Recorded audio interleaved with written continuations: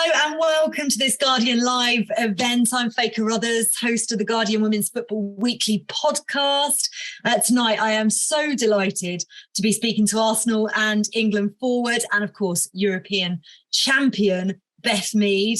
Beth has written a fantastic new book called Lioness. It charts her remarkable journey to the top of the international game, from being placed in the local boys team as a child to England's inspirational Euros win, as well as all the challenges, of course, that have shaped her along the way. Tonight, we're going to be discussing the new book, her career so far, and of course, the future of women's football as well. How are you doing, Beth? Yeah, I'm not too bad. It was a nice introduction. Oh, well, I mean, we could have put a load of other amazing adjectives and trophy-laden glittering career mentions for you, but we'll do that throughout the chat, shall we? Before I ask my first question, though, we are going to be talking for around about 40 minutes, but we want to hear from you guys as well. So send us your questions via the Q&A button and we'll try and answer as many as we can in the last section of the event. And if you like, do tell us your name as well and where you're joining us from. We're really delighted to have you all with us. I'm going to try and kick things off, Beth, by asking a very, very broad question. And it's why you wanted to write a book in the first place. Yeah, it's an interesting one for me. I think originally I didn't think I'd done enough yet to warrant writing a book. Putting some thought behind it a little bit more. For me, the way I've shaped my story and the journey through it, I wanted to write it personable from me, and people see my fun personality on a football pitch and in the media and stuff like that, but there's a lot more that goes on behind the scenes. And although this summer was incredible, this season just gone was incredible, there's a lot that goes in before then. There's a lot of bumps in the road, and for me it was important to be a bit more personable and wanted to share that I had moments where I wasn't okay. I was struggling. I found certain parts of life hard, whether it was personal or football, which I share throughout the book. And I think I just wanted to make people aware that sometimes it's okay not to be okay. And that's fine, as long as you have the right support system, you find the right support system and the winning formula for you, which I have found last season and still try to implement now. But yeah, it was really important for me to share the bits that people don't see and the ups and downs that happen before, obviously, the glory that we had this summer. Yeah, that's really interesting, because that's actually laced throughout the book, isn't it? It's this almost imposter syndrome feeling that you have, and even just having the imposter syndrome about writing a book in the first place. I mean, of course, you've done enough to warrant writing a book. You've had an incredible time of it. But I think everybody throughout life, and everybody listening today and watching, has had that moment in their life where they've not quite had the self-belief that they wanted to. And as you say, it's important for people to realise that even successful athletes and European champions have that kind of self-doubt in them. How do you still deal with it now? How does it shape the person you are? Not just on the pitch, because actually off the pitch is probably more important. Yeah, it's difficult to put an exact thing on what it is. For me, it's took a lot of years to adapt and learn about myself, whether it be on a football pitch or off a football pitch. And for me, I'm a confidence player, a player that enjoys confidence and gets confidence from my teammates, my coach. And I've often always been like that and thought about the things I've always done wrong instead of actually that happens. Mistakes happen in life. You're not going to do everything correctly. And it was important for me to change that mindset and turn around to myself and say, it's okay to make a mistake, learn from it, move on from it. And especially in football, do it quickly. And I think I have took more of an approach of not caring as much as what other people think, to a certain extent, to then bring out the best out of myself. And yeah, now I think that's my outlook on life in general. Like, life can be very, very short. It feels short. So I think you've got to make the most of it whilst you can. And I can control what I'm doing. And I'm currently trying to grasp everything that I can right now, and enjoy every little instance of life. So it's a mentality shift for me. And I think that's happened, obviously. I mean, I was 26 when I started the season, and I wouldn't say that's young, but it's still learned so much within the last year about myself that actually I can implement now and try and be a better human and a better footballer, and yeah, continue to do that. And it's easier said than done, because I've said to myself a lot in the past, don't care what somebody else thinks, don't do this. And it can be easy, but implementing it's much, much harder. So it's took some time for me to kind of find that formula that works for me. But yeah, eventually I seem to have got that formula that works best for me right now. 26 is young. Don't even get me started. In football terms, not so young. Well, maybe. In life, I promise you. Did it feel cathartic in any way? And were there any parts of it that you really enjoyed talking about, and other parts that you didn't so much?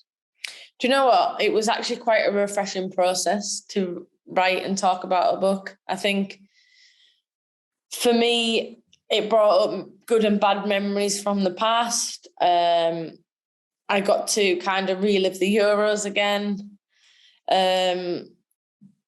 It was kind of nice for me to just write it onto paper and get it on paper. And why they were so fresh, some of them, the way I've put it into the book is literally my feelings and how I remember them moments and how I was feeling in them moments. And I think that's quite nice that it's still got some freshness to it, and it's got some real experience and how I actually felt in them instances, but also just nice to look back on how and what I did. I think sometimes, I mean, we were so high during the Euros, but actually thinking about the process to get where I did kind of still humbled me again.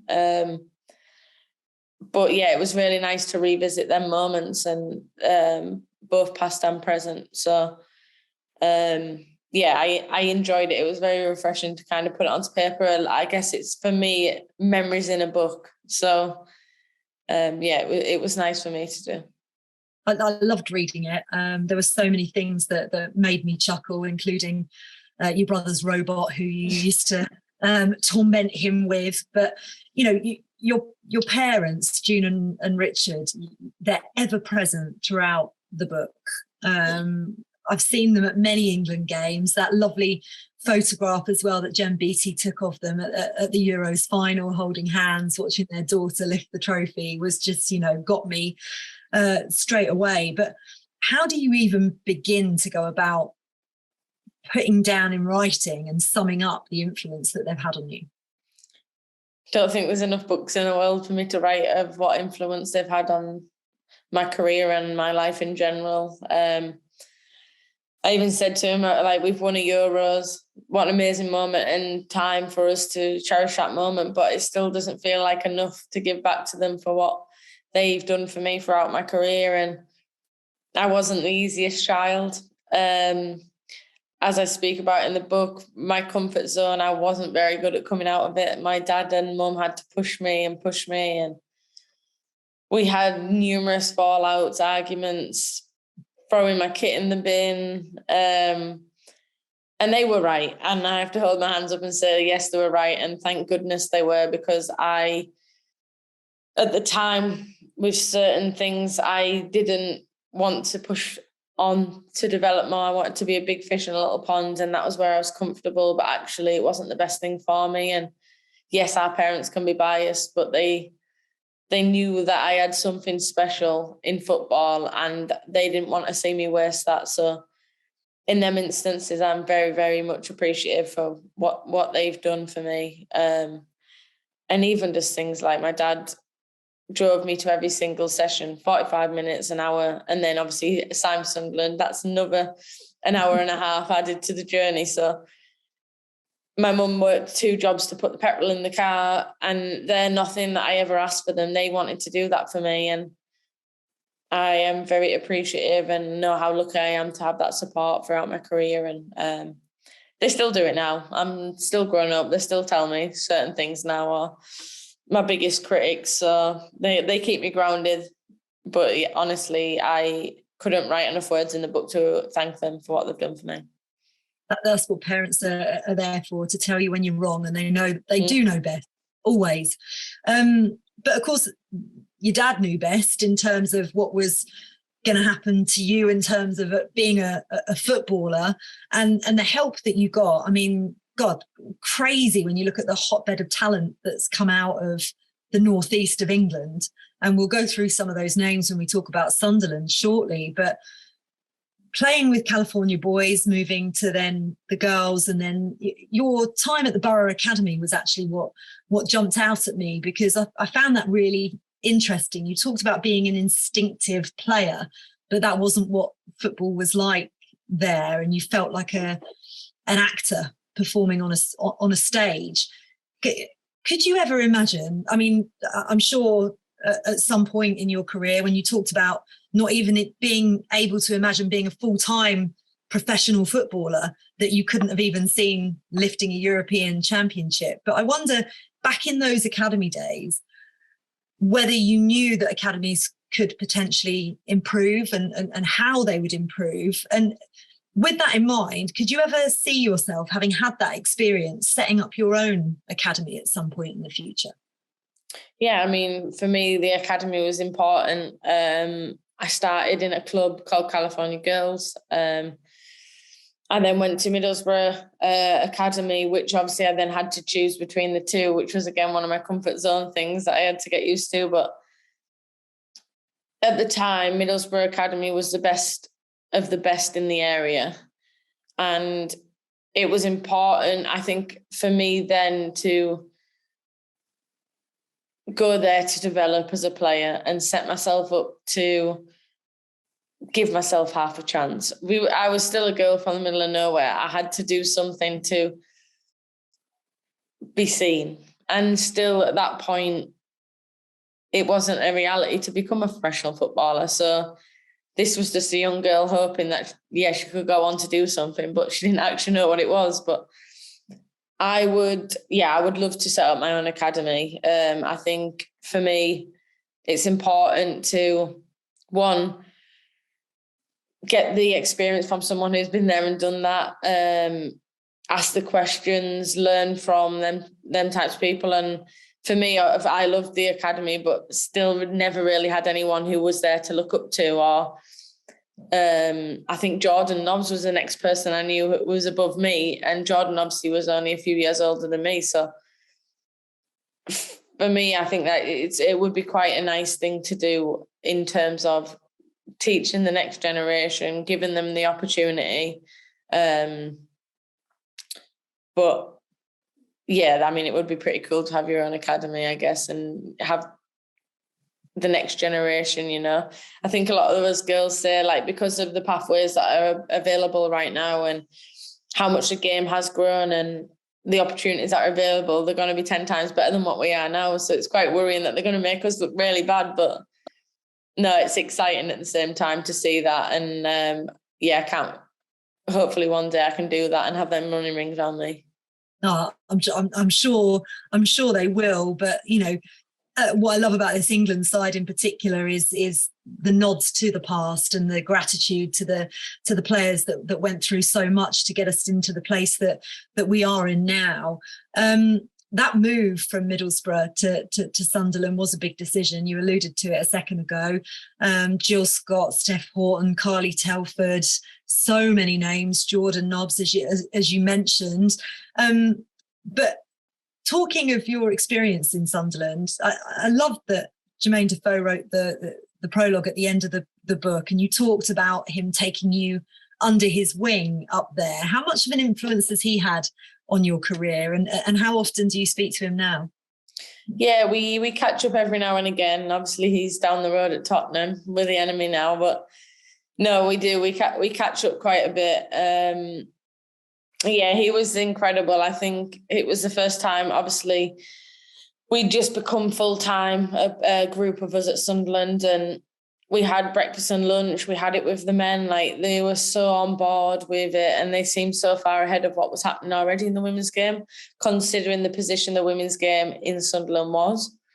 But I remember every morning he'd be there, he'd have a green tea ready on the table for me, and we were ready to chat football. And he told me, this is why I'm still playing. This is green tea every morning. He vouched by it. But yeah, we just got on. I mean, I love talking football. He did. We always spoke about doing a session together. Obviously, I was the number 9 at that point, and we never quite got round to doing it. I don't think we were allowed at that time, in case anything happened injury-wise. But he was an incredible influence. He would give me tips, things he'd done, how he'd overcome certain things, and it's invaluable information that he can give you. And he's someone who's been there and done it and been around for a long time. So it was nice for him to share that with me. And he didn't have to have such an invested interest. He didn't have to have that with me individually, but he did. And yeah, we created a really nice friendship, and yeah, shared our striker stories. And I remember he was like, "What? It was this you're watching on the analysis and stuff," and they'd be like, "Oh, it's this Beth Mead who plays up top." He's like, "Show me." And then he'd see a goal and he'd be like, impressed. So I think that's where we both had, obviously, number 9 instincts that he really enjoyed. And yeah, it was just nice to have that, I guess, support from even the men's side of things at that point in such an early part of my career. How many kind of former players or current players have you got as your kind of go-to, not necessarily mentors, but, people that you would go to for advice or want to call if you came across something in your game that you wanted to improve on? It's funny, sometimes you don't even need to speak to people to do that. I think for me, I love watching football, women's football, men's football, anything that's on TV. And for me, obviously, I'm a winger at the moment. I think I'm saying at the moment as if I'm going to move somewhere else. So well, you might be hinting at that. You do a pretty good job as up front. We know that already. I think. But sometimes you don't even have to speak to people. I could sit there and watch a Mo Salah on the wing, things that he does on and off the ball, and he doesn't have to do or say anything, but what he does on a pitch is invaluable for me to watch. And it's funny in terms of how we watch football so differently. Like, I watch it tactically and positioning on and off the ball, and how someone manipulates the ball when they're running with it and stuff like that. Whereas obviously some people just watch it very differently. So I wouldn't say I have a go-to person who I would ring up and ask the questions to, but I think watching people and is just as valuable as someone speaking to you and giving you that information.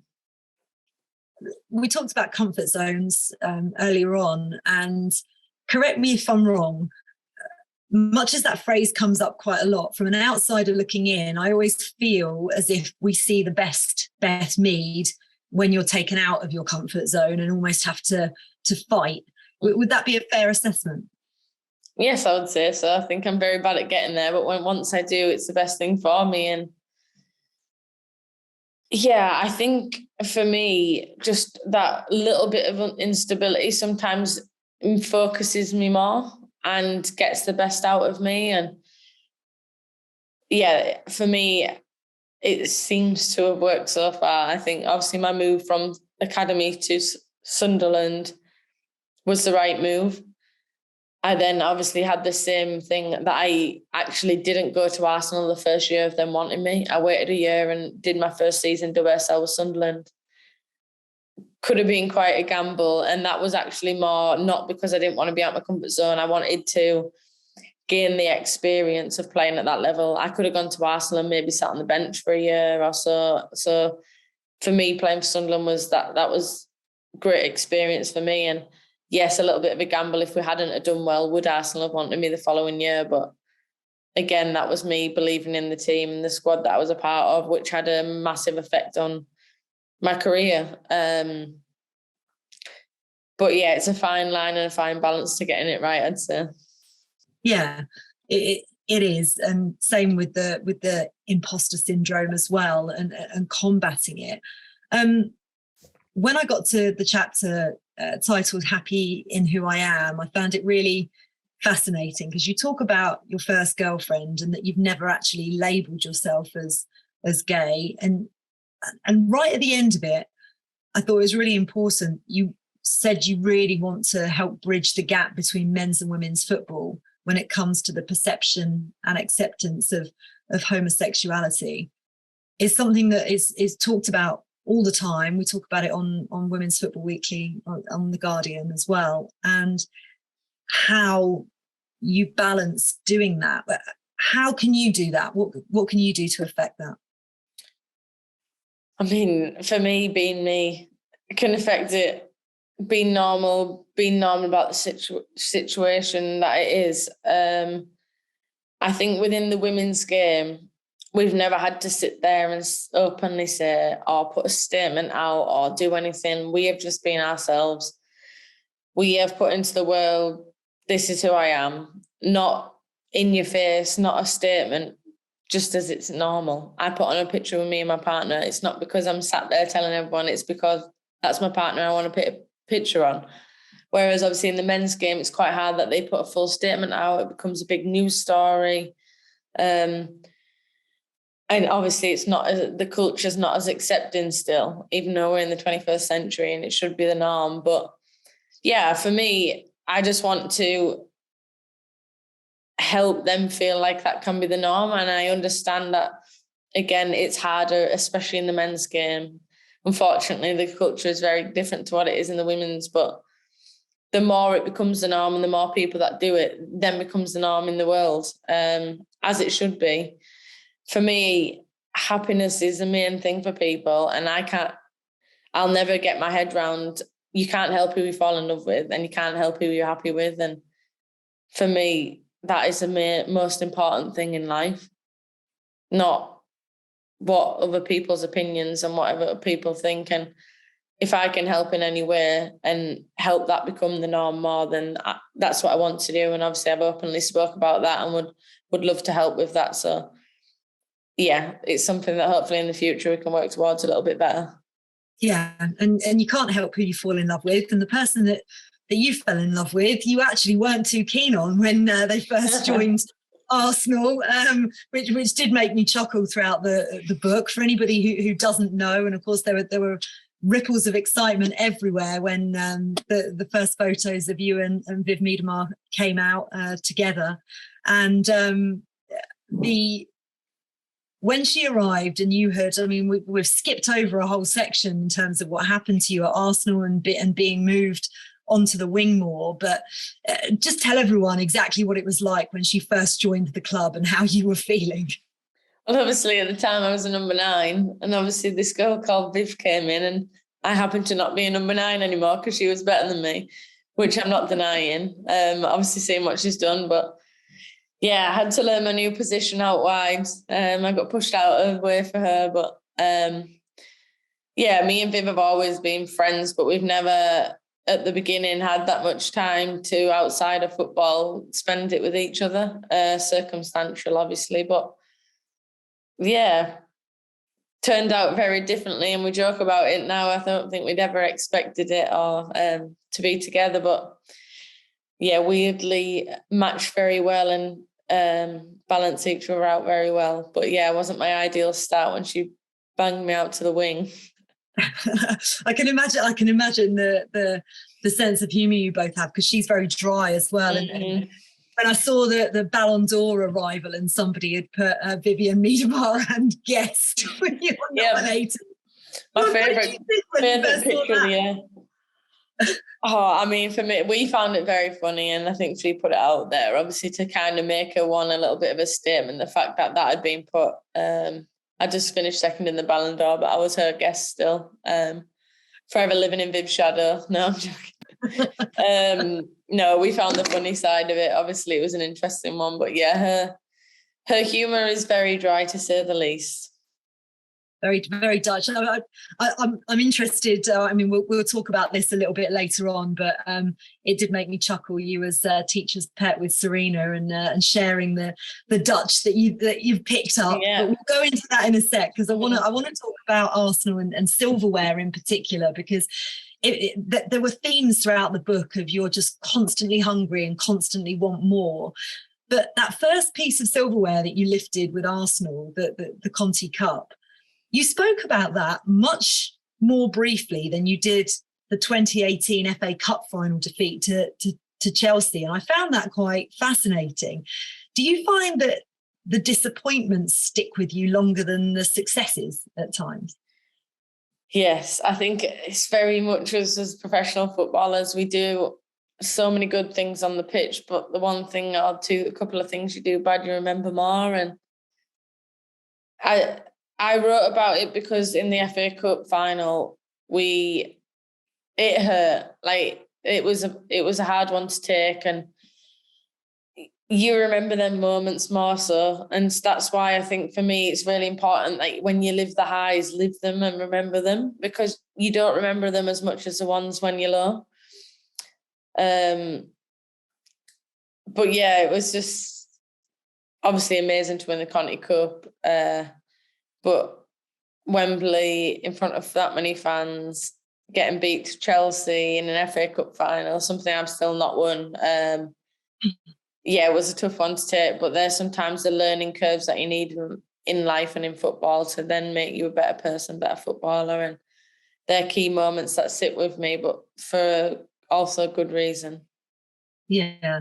You're one of the few players to have won the WSL and the now championship, and you talked about that hunger for more after winning that first WSL title. How do you describe that hunger to someone? Is it just something within you that you can't quite describe, like an itch you have to scratch? It is. It's hard to explain, but when you're on such a high and you win something, you get that feeling you want it more. And yeah, for me, winning the league, winning the Euros only makes you want to do it again, because you remember how amazing it feels and how amazing it is. And again, playing, and if you never replicate that feeling again, it's not the nicest thought to have. So yeah, for that feeling, it'll never get old. Winning things and feeling good and feeling on top of the world will never get old. But yeah, it's very hard. I mean, it's even for people at work, a small win, it feels amazing. You want to do it again, or you want to feel like that again. And it's the exact same in football, just the trophy at the end of it and a medal around your neck. But that's why us at the Euros, we're super excited now to go and play in a World Cup, because you're hungry for more. You want to win more. You want to win what's there. So yeah, hard feeling to kind of put out there and on paper, but yeah, it's something that I'll never get old doing, things like that. No, and I suppose equally the feeling of losing, you don't want to have that same feeling again. And don't worry, we are going to get on to the Euros, but I think it's important to talk about your debut for England in 2018. You'd been called up to the squad 3 years earlier, but then Phil Neville took over as England head coach and called you up to that 2018 squad. What was that like to get that phone call in the first place and to think, okay, right, this is it this time? Yeah, I remember I was on the bike at Arsenal, I think at the time, and he rang me and he was letting me know I was in the squad, and obviously it had been 3 years later, which is a long, long time to kind of wait for your next call up. So yeah, it was an amazing feeling for me to now would be involved in the squad. And obviously we played Wales at home at Southampton. I got a chance to come on at 0-0, and I think it was kind of a little bit of both, feeling that we'd drawn, so it wasn't the best result, but I was on top of the world because I just made my debut. And obviously it was such a proud honour for myself and my family to then put that shirt on and represent England. But yeah, also the changing room was a bit gloomy because we just drew, and obviously it was a game where we probably wanted and expected to win. So bittersweet moment, but yeah, that moment will never ever get old. Even doing it now, it'll never get old. And you went out to the She Believes Cup out in the States, and during the Euros on the Guardian Women's Football Weekly, we had a running joke about not making Beth Mead angry, which is we find very amusing. And you talk about in the book Phil Neville wanting to make you angry to get the best out of you. So you played against Brazil, the famous Crot goal, at which you insist is a shot, which I believe you. That one was. My one the week later wasn't. No. Are you a better player angry, or is that a myth? Please let us on the podcast be able to. No, when I think I found a better balance with it now, more so when I'm angry, I do play better. I'm more direct. I don't think as much. I just do.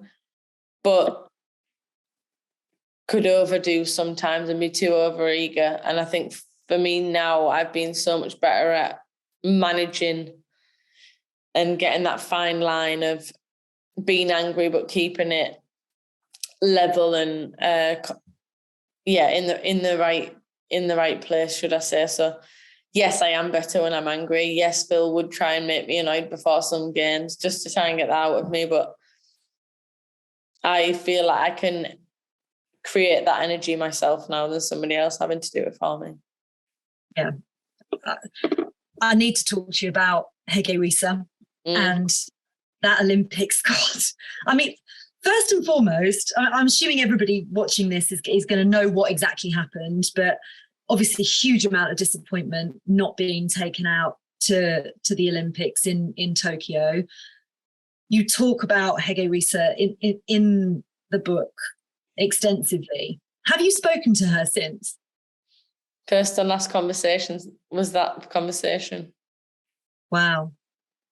And I can see on your face how angry you are about it.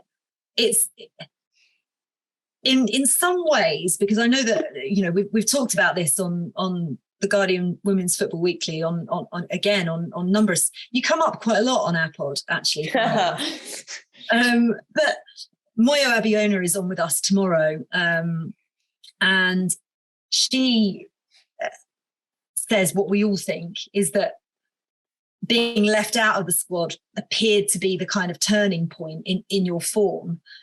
Do you attribute it to that, or do you think actually that there's something else specifically that you've done differently since that period of time that has brought about your upturn in form in terms of goals and assists as the most simple stats?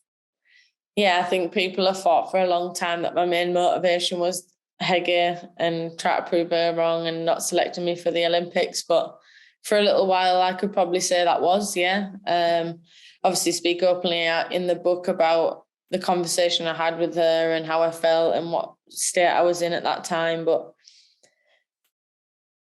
also, which I'll speak about in the book, is that people also may not know, is obviously just not long after that, I found out that my mum was diagnosed with cancer. And for me, that was my turning point. That was my light bulb moment to kind of take the bull by the horns, take life, enjoy life, control what you can control, do what you can do with it. And I get to play football for a living, and it's the best thing ever for me. But my mum's sat at home and she's not able to do a lot and she's not in a good place, and she gets so much enjoyment out of my football and what I'm doing that my biggest motivator was my mum, and really put life into perspective and made me a lot more present in what I'm doing and every day. And I think that's something that people probably didn't realise, that actually Hege wasn't even on my mind or in my brain anymore.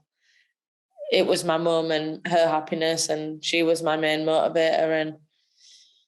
And that's what I have channeled my love for football into again. And as easy as it is to say, we I overcomplicated football, should I say, instead of actually just playing for the love of the game that I did when I was 6 years old, when I started playing. And I think for me, it's just, again, ignited something new inside of me, just to appreciate moments, appreciate what I'm doing, and make my mum happy. So I would say, for people who think it's Hege, actually, no, it's not. My motivation is definitely my mum and my family. Oh, sending lots of love to your mum, June. It's funny how there are some moments in life that just make everything else totally insignificant. And, moments like that certainly do. But to turn things into the Euros, because we've already chatted for 35 minutes, which time just vanishes, and we're only just talking about the Euros. And, it's part of the reason this book is coming out on the 10th of November. There are a few important questions to ask, but my most important question is the Panini sticker album. Did you get the last 2 stickers, and which ones are they? Because some people here might have them. I know, this is my hardest thing, right? I'm currently moving flat at the moment, and my Panini sticker book is not at this flat. No. So I don't know the 2 specific ones that I need, but I only need 2. So I may have to call out on social media after here and let you know which ones I need. Please do that, because actually, honestly, it hurts my heart. It was like in lockdown when I completed 1,000-piece jigsaw and there was 1 piece missing at the end of it, and it was nowhere to be seen. It honestly hurt my heart. I can't deal with stuff like that. The OCD takes over.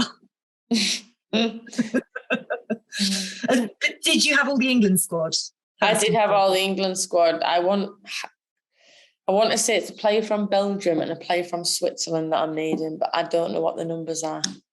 Okay, right. After this, when you find it, let us know, and we'll put it out there. Yeah. I helped an ITV producer help her daughter get some stickers that she was missing from well, if you could help me, that'd be great. Then power. Complete. that would just be amazing. The opening game, we were talking about this before we came on to speak to everybody, the emotion of walking out at Old Trafford in that opening game, and the fact that you didn't want to catch your mum's eye. And, I'd spotted Leah Williamson also trying not to look at her mum and closing her eyes during the anthem. Was that one of the most surreal moments in football you've had? Yeah, it was. We were so calm every game after that, but that first game just hit different. Old Trafford sold out, first game of the Euros. I guess a lot of expectation on us to do well and to kind of kick off with a bang. And I think that's where, like, in the game, the football probably wasn't the best it was all tournament, because it was us being quite nervous and just trying to do things right. But walking out with the noise and the smoke and the dancers and walking in front of your family to sing the national anthem is like, it's a lot of emotions into one. So, we were very much, quite a lot of us, looking down at the ground and singing rather than catching eye to our family and friends, where we already felt quite emotional in that moment. But to replicate the amount of emotions that surge through your body in them moments is, honestly, you can't even describe it. There's so many going through it, the excitement, the nervousness, you're scared of doing something wrong, the expectation, like there's so much surging through you, and you feel that weight to a certain extent. So it was a roller coaster of emotions until that whistle goes, and then you're in the zone again. Yeah, I mean, and the entire tournament was a roller coaster of emotions. I mean, I've got so many questions that our fantastic audience want to ask you that I'm not going to take too many more, but a couple. Particularly, that 8-0 Norway victory, just I mean, all the feels about that. Torrid time for Julie Blackstad, because your connection down the right-hand side with Lucy Bronze was just fantastic. And you talked earlier in the book about a virtual fireside chat that you had with her that had kind of been introduced. I think, was it by Serena that had introduced, talking to each other about difficult things. How exactly did that all come about? And what was the chat? Yeah, I think it was early on. It was during COVID when we had it. We did a lot of in-house games against each other, and me and Lucy clashed one day. I think Lucy, I've spoken to Lucy. I'm close to Lucy. I have a good relationship on and off the pitch with Lucy. But yeah, we hit heads that day. I think a ball ran away from me and I didn't get it in control or something. And Lucy shouted at me and I thought it was uncalled for. And she kind of pulled me later on and was like, I am shouting at you because I know what you are capable of. And it was funny. We had, we got put into pairs over the Euros and we did like a fox hunt night, we called it. And you went in pairs and Lucy was out. We were put together as a pair. And at the end of the night, you wrote on a postcard to each other and give it to each other at some point. And Lucy literally said like, this is Lucy to see, I was right. I know what you're capable of and you're showing everyone on a European stage that. And it took me back to that conversation of Lucy seeing something in me before I seen it maybe myself. And yeah, I mean, in the Norway game was incredible. I think me and Lucy had a very enjoyable night down the right-hand side. It was one of them games where you just felt like everything was going right, and you didn't want the game to finish. But yeah, what a memory, what a feeling for that game. Yeah, I remember walking into the press box at 6-0 and I swore. I think we all swore at each other and just what is going on, which I think you guys I think we did on to each other at each time as well, if you've seen our faces every time we scored. It was hilarious. I'll talk about the final because there was a moment where I caught your eye. You'd come off injured. Chloe Kelly had come on. Yeah. And you were walking past the goal just as Ella Toon was running through, and you were clearly injured, and then you started running in celebration, and then realised I was instantly healed for a few seconds. It was so funny. I caught your eye and started laughing, and then we were just fist pumping. But you talk in the book about not being great sitting on the bench. Even worse, having to come off like that and then watch the closing stages of the game. I mean, what was that like? Horrendous. Although as a team we had such a belief that we could go on and win, sitting there and I'd give my all that tournament, and unfortunately I took a dead leg and couldn't really continue, but again knew what quality was there to come on. So instead of me trying to hobble around, I knew Chloe could come on and affect the game, which inevitably she did. But you do not want to sit next to me on a bench. I am shocking. I don't shut up. I am nervous. I think Jess Carter put her arm around me and said, is there anything you need? And I'm like, this game to finish and us to win, Jess, would be great. But it's that feeling of you can't control anymore. You're not on the pitch. You can't do anything. I've done what I can do. And although I trust the girls, it still doesn't help sitting there and, feeling them feelings. And when that goal went in again, I think I hurdled over the boards on the side and instantly healed, realising that my legs throbbing after we'd celebrated. But it was a free antidote. It was a free healing for me when Tooney and Chloe scored. But yeah, at that final whistle, it's funny the feelings that go through you. It's kind of a sense of relief, like we've done it. We've worked so hard and we've done it, and we've not failed. We've not failed this time round, but didn't at the same time know what to do with ourselves. Run around, be excited, cry. There was a lot going on in that moment. There was a lot going on, and I remember interviewing you in the tunnel afterwards as well with you, and you couldn't even hold the microphone because your hands were full with all your trophies. We recorded the Guardian Women's Football Weekly pod that evening, and I might have had a cheeky rum on my way to the hotel room to do the recording. A little stop off at Fox Park, of course, to celebrate. But we actually sat there we all got really emotional recording the podcast. Just as my final question before we speak to the audience, because I found it incredibly emotional as a massive women's football fan and a journalist working in women's football. I can't even begin to imagine what it must have felt like being the squad of players who achieved that, let alone the player who won the Golden Boot. Can you even sum it up? To be honest, it's still quite hard. It's such a surreal feeling that we went and did it, but it's longer than 9 weeks, but we were away for 9 weeks as a team. With the last 2 weeks of being in, obviously COVID got hit a little bit harder, so we made the decision not to see our families anymore until with the final. If obviously we would have got there, obviously at that time it was the quarterfinals. But the sacrifices we had put in place throughout our footballing journeys to that year, to the hard work you put in to get there, all of that emotion poured out. The happiness, the nights where you felt horrible, the injuries, the aches and pains that you've gone through and what you've put on the line for your team. Again, that sense of relief of that final whistle going and knowing we'd won in front of our home fans, the noise from the crowd, the feeling that what we've achieved and how we've made people feel and how we've brought so much positivity into the nation when there's so much crap going on in the world.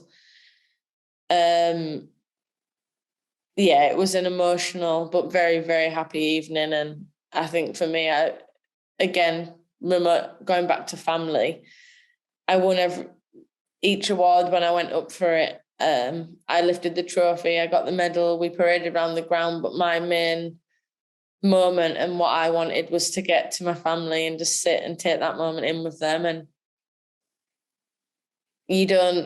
some people won't understand the sacrifices that are being put in place from family and from yourself to get you to that moment. And I think that's why it all came out, and you could see a lot of us crying and quite emotional. Yeah, I mean, everything that you remember, because all the interviews that we did leading up to it was talking about where you'd come from and who was there with you supporting, and it's about them as well as everybody else. Yeah. We've got loads of questions from the audience, so we must get to them. If you want anything to ask Beth, anything, all you need to do is go to the Q&A button at the bottom of your screen. Let us know your names as well if you want us to read anything out. This is one from Jen. No, actually, that wasn't the one that I was going to ask you. I was going to ask you a follow-up Euros question. It was from Lydia. Apologies, Jen. I will get to yours, I promise. Lydia says, how have you found adjusting to the attention you've gained since the Euros? Do you feel more scrutiny or pressure? Very good question. Things have changed a little bit since the Euros. I guess the expectation has changed a little bit, but I would say I've put that on myself as well. For me, being me, I kind of enjoy this part of the game. The attention's been very different, but for the right reasons right now. And I, so far, have enjoyed it all. It's been a lot, but I've enjoyed it. It, again, motivates me more to want to be better on the pitch in instances where there is pressure. But so far, I think pressure sometimes helps me bring the best of my game out. So, yeah, hopefully that can continue. I love this question. This is from Nicole. Hi, Beth. Just want to ask, if you could go back and tell your younger self one thing, what would it be and why? She is watching from West Lothian in Scotland. Hello. Yeah, long way away. Well, from me anyway. For me, I think a lot of things come into football, and football can be a very simple game, but it's been made very, very complicated over the years. And I think, like I said earlier, enjoy the game for what you started playing it for. And the whole point when I was 6 was because I loved playing football. I had no care in the world when I was playing, and it's what I loved to do and happened to be quite good at it. So I think I wish I'd implemented that more throughout my career. when playing and keeping that enjoyment instead of, like the earlier question, putting the pressures on myself. About being present, isn't it? A lot of the time, which is sometimes really, really difficult. Easier said than done. Definitely. And actually, this is a really interesting one from Vicky. She says, to me, you're an icon on and off the pitch. So how do you keep yourself humble? My mum and dad do that for me. No, I have said it in a lot of interviews, but I am still Beth Mead. I am still a girl who was born in Whitby. I play football for a living, and I think keeping life simple still. Yes, we've done something amazing this summer. Yes, I've played some good football recently, but it doesn't change who I am. I haven't changed in the slightest. And yes, my family will always keep me very well grounded, but I have the right people around me to do that as well. But yeah, nothing has changed with me bar having a gold medal from a European Championship. Charles wants to know if you've had a chance to get up to Whitby or Hinderwell and have a kick about with the girls' team and fish and chips at the Magpie Cafe. Oh, the Magpie Cafe is the best fish and chip place in Whitby. So make sure you get yourself there, guys.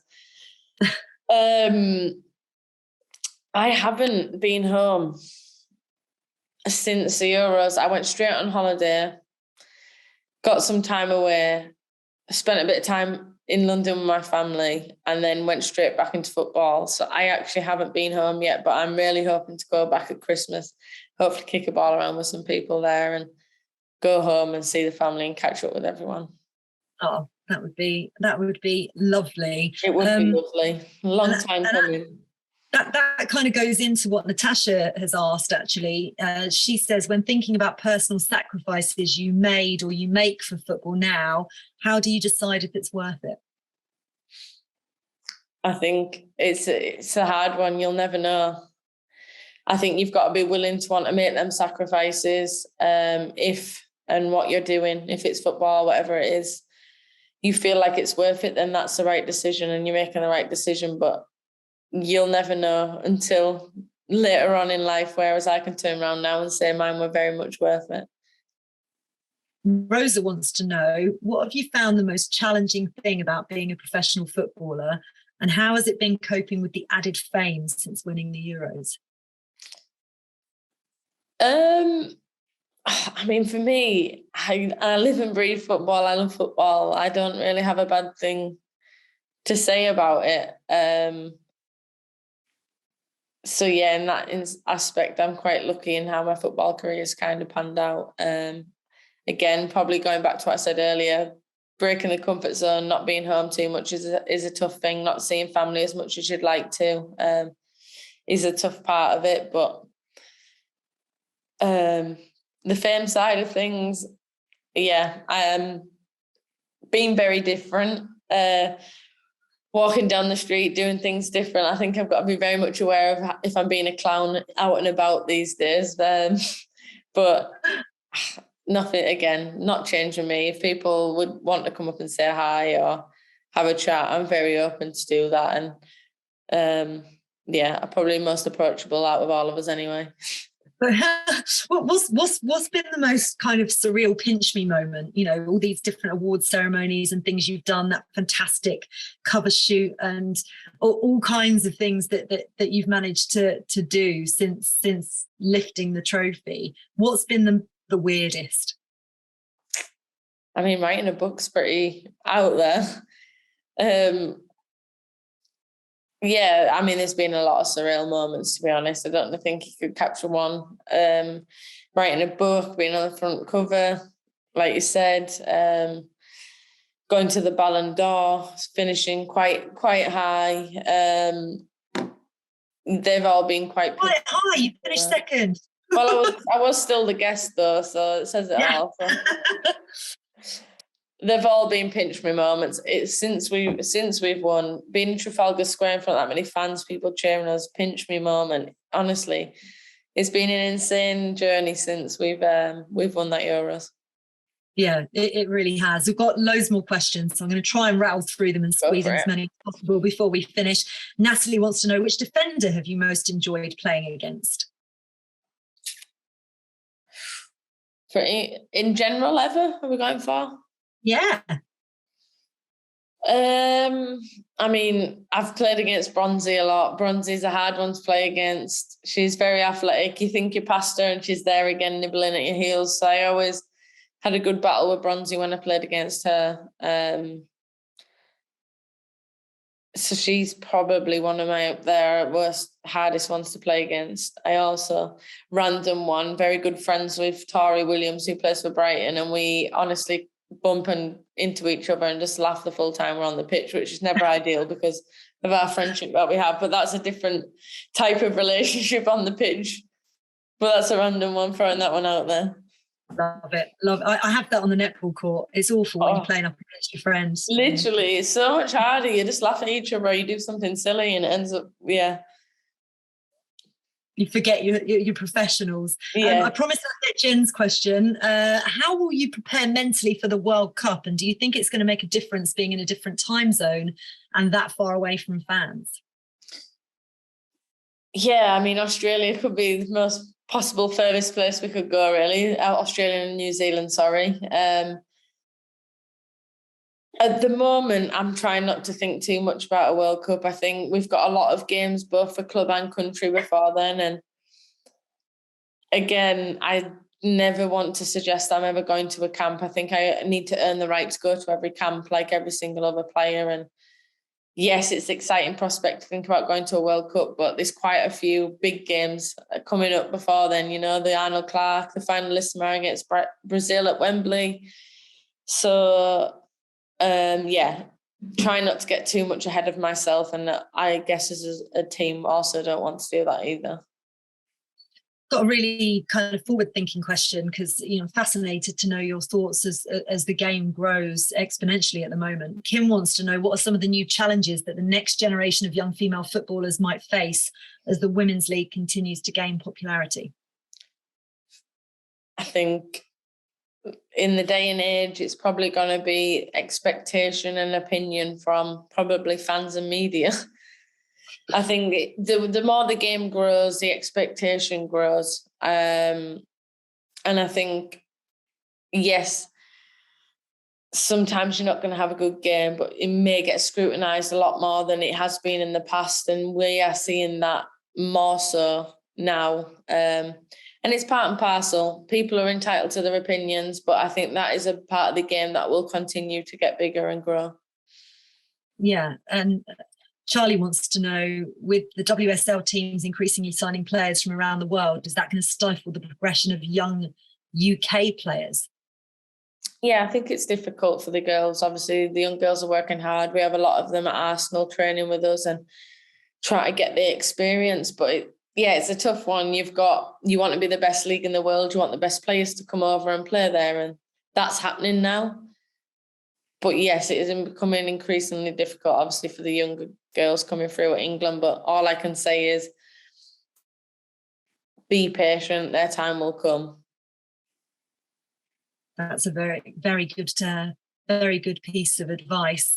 Couple more questions for you. Let me scroll down here. When you were growing up, Beth, which footballers did you look up to? Jasmine says she first met you at Arsenal Brighton at the first match of the season, and it was amazing. So thank you. Oh, you're very welcome. Lovely to meet you too. I actually looked up to, my female was Kelly Smith, happened to be Arsenal, and my man that I went go to watch was also Arsenal, which was Thierry Henry. I thought him in front of goal was very chill and knew how to finish, and obviously I, being a number 9 at the time, wanted to replicate how he was in front of goal. So they were two that happened to both play for Arsenal as well, so maybe that was meant to be. Yeah, I reckon. 2 more quick questions, kind of related, I suppose. Violet wants to know, how do you think Jill Scott's going to get on in the jungle?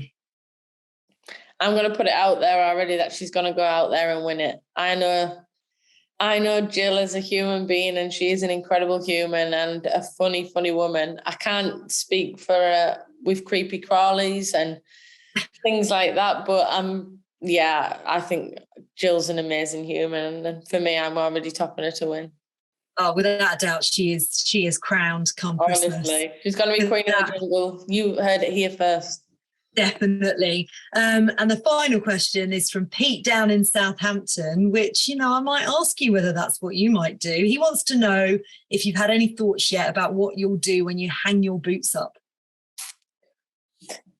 I love all things football, as I've said. I love talking. I love talking football. I would love to go into TV punditry type things. It's one thing I would really love to do. Just got to get the chance to do it. Oh, I'm sure those chances will come knocking. That is for sure. But hopefully not because of injury. When you're done. Yeah. Fingers crossed. It would. Absolutely. So maybe the jungle then for Beth Mead at some point. I would love the jungle as well, too. Yeah. Oh, I wouldn't. I don't like spiders. Anyway, listen, it has been an absolute delight talking to you. It was a delight reading the book as well. We have run out of time. I'm so sorry.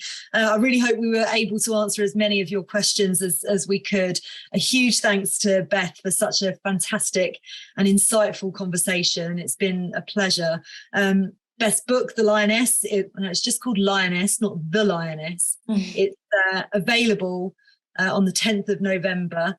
Go and pick up a copy, but you can pre-order and buy it now. Here on Guardian Live, we've got so much more coming up, including events with singer-songwriter Patti Smith and award-winning author Neil Gaiman. And you can find out more at theguardian.com/Guardian Live. We would love to hear what you thought of the event. So please do fill out our survey at the end. And lastly, thank you all so much for joining us this evening. And a massive thanks to you, Beth, as well. Thanks for having me, and thanks for coming, guys. Night, everyone. Bye.